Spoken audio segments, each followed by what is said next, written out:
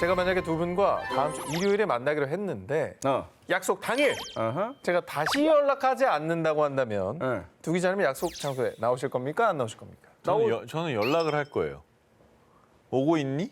아니 물론 일반적인 상황에서 미리 확인해 보겠지. 근데 이제 그런 걸 안 했다고 친다면 안 했어도 나가요. 그냥 나가요. 네. 자, 그래 두 기자님은 모두 간다고 이제 해주셨는데 네. 일주일 후에 만나기로 했어요. 근데 당일에 연락이 없을 경우에 약속 장소에 간다 대 약속 장소에 안 간다. 요 문제로 온라인에선 뜨거운 논쟁이 일었습니다. 이게 왜 문제야? 약속 장소에 간다라는 입장은요. 약속했다는 게 중요하다. 만나기로 했으니까 시간 맞춰 기다리면 되는 거 아니야? 라면서 이 약속에 대한 의미를 강조했는데요. 반면 약속 장소에 안 간다는 입장은 난 연락 없길래 이 조건은 취소된 줄 알았지. 일주일이나 지났는데 당일에 다시 연락 정도 해주는 게 예의 아니야? 이런 반응을 보였습니다. 네가 하지. 예, 반대로 저렇다면 자기가 연락을 하면 되죠. 근데 20대 친구들한테 물어봤더니 그 얘기를 하더라고요. 우리가 20대 때는 카톡이니 핸드폰이니 없었어요. 그러니까 당연히 약속을 잡았으면 그냥 연락이 없어도 가는 게 당연한 거. 그래. 연락이 그렇게 잘 되던 시대가 아니었으니까. 일요일 저녁 독수리 약국 앞에 뭐 이렇게 해서 뭐 그러면 그냥 가는 건데 요즘 세대들은 이게 언제든지 손에 핸드폰이 있는 세대잖아요. 그러니까 당연히 연락을 한다고 생각을 하더라고요. 아 그렇게 생각할 수도 있겠다. 연락이 너무 편해지니까. 너무 편해졌기 때문에. 오늘도 연락 안 했으면 그냥 안 보는 거구나. 옛날에 그제 하염없이 기다린 적도 있지. 아, 그럼. 자, 그럼 그건 어때요? 토요일 날 뭐 저녁쯤에 보기로 했어. 장소 안 정했어. 당일 아침에 연락 안 와. 그럼 어떻게 하실 거예요? 네가 해. 그렇지. 그거는 이제 아니 이게 왜 논란이 돼? 아니, 토요일 저녁이라는 장소가 시간은 안 내가 정했다니까. 비워둔 집밖으로. 거잖아요. 그렇지 않아? 비워둔 거잖아. 그러니까 확인을 해야지. 안 간다 입장에서는 당일날 연락이 없길래 취소된 줄 알았지라는 추측이잖아요. 추측이 들어가죠. 이건 추측이잖아. 네. 근데 간다 쪽은 팩트잖아요. 약속이 약속을 된 건 하니까. 확실하다. 왜 자기 마음대로 추측을 하고 안 나오냐고. 사실 저도 세대가 비슷한. 아 이게 왜 세대야? 저도 그러니까 가거든요. 이게 우리 세대는 가요. 저도 무조건 가는데 이게 나 그러면 안 갈래. MZ니까. 그러니까 이래서 어떤 문제가 있냐면 네. 안 나온 사람이 있으면 나온 사람이 안 나온 사람한테 약속했는데 왜 안 와 하고 화내는 거고 안 나온 사람은 야 연락 없으니까 깨진 줄 알았지. 추측이잖아.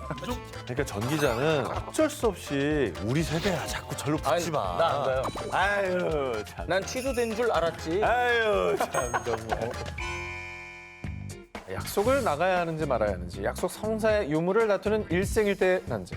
누구는 약속이 성사된 줄 알고, 누구는 약속이 불발됐다고 생각하는 이 아이는 미리 확실하게 약속을 정했다고 생각하는 확신파가 있다면 다 정했어도 당일까지 한 번 더 확인을 해야 된다는 재확신파. 이 포인트가 다른 데서 확신이 생기면서 발생한 난제 같은데요. 이거 뭐 괜히 헷갈려하지 말고 그냥 나갈까 말까 고민되면 물어보면 됩니다. 야 우리 오늘 보는 거 맞지? 이거 하나면 돼요. 그럼 당연하지. 나 가고 있어. 이렇게 답이 오면 끝나는 거니까. 이게 논쟁을 이렇게 논쟁할 게 없나 싶을 정도로 난 이해가 좀 안 되네. 구체적인 일정 다 잡고 당일만 연락 없을 때는 약속 성사일까요? 아니면 취소일까요? 이거 좀 누가 답을 하시면 정해 주십시오. 지구가 멸망해도 풀리지 않는 난제 19, 12위를 공개합니다. 친구 애인의 모모, 말한다, 안 한다. 이번에 고민해볼 난제, 이거 정말 눈물 없이는 못 들을 사연입니다. 백화점에 갔다가 남자친구를 봤어요. 친구 커플이 다정하게 데이트 중인 것 같아서 인사하려고 다가갔더니 글쎄 손잡고 있는 여자가 제 친구가 아닌 거예요. 아이고. 친구랑 굉장히 친한 사이인데 이걸 친구에게 얘기해야 할까요? 말아야 할까요? 우연히 알게 된 친구 연인의 바람, 친구에게 얘기한다, 얘기하지 않는다. 두 기자님은 어떤 선택을 하시겠습니까? 아, 이건 진짜 어렵습니다. 저라면은 서로의 이해관계가 다르기 때문에 굳이 남의 연애사에 껴서 말을 전달하지 않을 것 같습니다. 왜냐하면 제가 본 게 뭔가 잘못된 걸 일만의 가능성도 있다. 손을 잡고 있는데 뭘 잘못 봅니까? 예? 손을 잡고 있는데. 아니 뭐 팩트예요, 그럴 팩트. 수도 있으니까. 왜? 100%는 아니, 세상에 100%가 어디 있어? 아, 그럴 수가 있다고 생각하시는군요. 저는 어렵지가 않습니다. 아, 그래요? 저는 그냥 그 입 다물라. 그 입 다물라. 그럼 나 똑같네. 똑같아요. 아니, 그러니까 저는 절대 얘기하면 안 돼요. 그냥 그들이 알아서 하게 놔둬야 됩니다. 어떻게 개입을 해도 모든 화살이 나한테 와요. 아니 비슷한 얘기를 들은 적이 있는데 그래서 정말 부담을 갖고 얘기를 했어. 네. 둘이 막 겁나 싸워. 근데 화해를 해. 그러니까 이럴 경우에 나만 바보 되는 거야. 나는 그 친구를 못 봐. 나는 못 애매해져요. 봐. 예. 그리고 여자도 못 만나. 그래. 이게 애매해지는 끼면 거야. 안 된다니까. 자, 한 커뮤니티의 절친의 연인이 다른 이성과 바람피는 걸 알게 됐는데 친구에게 말을 해야 하나 말아야 하냐는 고민에 누리꾼들은 판단은 당사자가 하게 하고 일단 말하는 게 맞다라는 의견과 단편적인 것만 보고는 정확한 상황을 판단할 수 없다. 괜한 이간질이 될 수 있다라는 의견으로 갈렸습니다. 그렇다면 만약 결혼한 친구의 배우자가 불륜인 걸 알았을 때는 어떻게 대처를 해야 될까요? 이거는 더 신중해야죠. 나는 그 친구랑 술 한잔 할 것 같아요. 그래서 이혼을 거의 해야 될 것 같은 상황이면 말씀하시려는 겁니까? 안 합니다. 그럼 씨 왜 만나요? 예? 그럼 왜 만나? 미리 이제 보듬어 주는 거죠. 근데 만약에 진짜 막 현장을 거의 다 본 거야. 내 눈앞에서 그러고 있어. 손잡고 막 뭐 포옹하고 있어. 어. 근데 남의 배우자야. 어. 친한 사람에. 그럼 어떻게 할 거야? 이러고 가죠. 진짜로. 난 진짜 못 본 채. 절대 얘기 안 해. 저는 또 어려워. 그런 경우도 있어요. 어떤 친구는 배우자가 바람 피는 걸 나중에 알았거든요. 근데 그 주변에 친구들이 많이 알았던 거예요. 엄청난 배신감을 느낀. 그렇지. 배신감을 느껴도 어쩔 수 없어요, 이건. 그건 개입 안 하는 게 맞다고 봐요. 어허. 누군가의 인생에 진짜 크게 개입하는 문제라서 아이고, 안 돼, 안 쉽지가 돼. 않습니다. 내가 결정할 문제가 아니야. 우연히 알게 된 친구, 연인 혹은 배우자의 바람. 이를 전하는 게 사람에 따라 약이 될 수도 독이 될 수도 있습니다. 과연 나였다면, 과연 내 친구라면 어떤 쪽을 원할지 또 신중하게 생각해보고 결정을 해야 할 것 같은데요. 그래도 결론 내기 쉽지 않은 희대의 난제가 맞긴 한 것 같습니다. 지구가 멸망해도 풀리지 않는 난제 19, 11일 공개합니다. 더 최악은 모모 대 모모. 이번 난제는 온라인에서 찬반 토론이 뜨겁게인 난제입니다. 한 앱에서 설문조사를 진행한 결과 여성의 54%는 A, 호호. 남성의 52%는 B를 선택. 호호. 우열을 가리기 힘들 정도로 양측 의견이 팽팽했습니다. 바로 고객이 전화를 받지 않아 삐 소리 이후 음성 사상으로 연결됩니다. 어느 날 갑자기 연락이 끊겨 결국 헤어지게 된 잠수 이별. 오늘도 전화를 안 받네. 그만하자. 어? 나 다른 여자 생겼어. 나와 헤어지자마자 다른 사람을 사귀는 환승 이별. 잠수 이별 대 환승 이별. 더 최악의 이별은 무엇입니까? 입니다. 야, 근데 나는 여자 쪽이다. 잠수가 최악이야. 저도 잠수가 최악입니다. 환승이 최악 아니야? 그래? 바람 핀 거잖아. 바람을 펴도 내가 마음을 싹 정리할 수가 있잖아.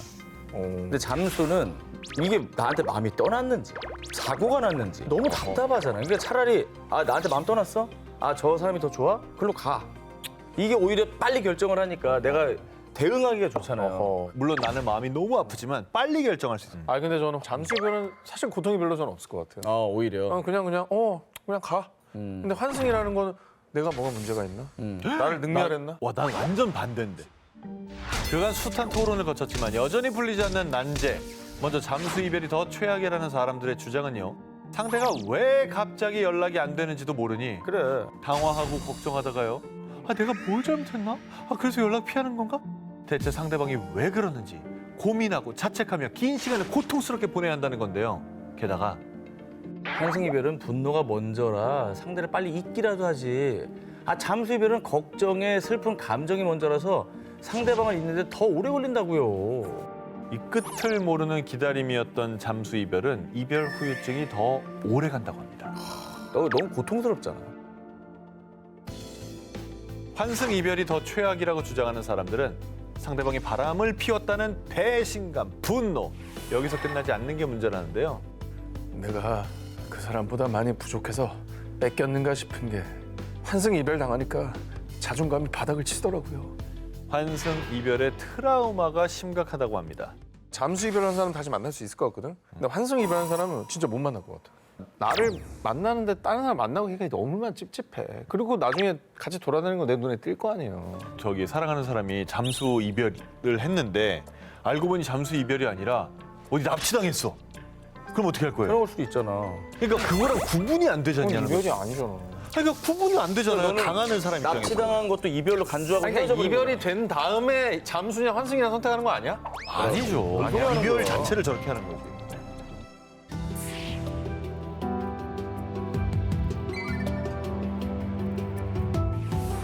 지구가 멸망해도 풀리지 않는 난제 19, 10위 공개합니다.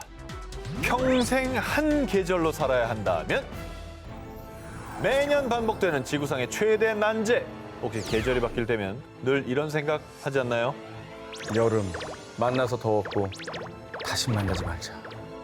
너 겨울 만나서 추웠고 다시는 만나지 말자.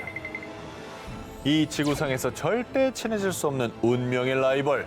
여름과 겨울처럼 여름파와 겨울파 역시 평생 한 계절로 살아야 한다면 이 난제엔 팽팽하게 대립할 수밖에 없습니다. 전 여름이에요. 오, 나도 여름. 아니 왜냐면 춥고 배고픈 게 제일 서러워.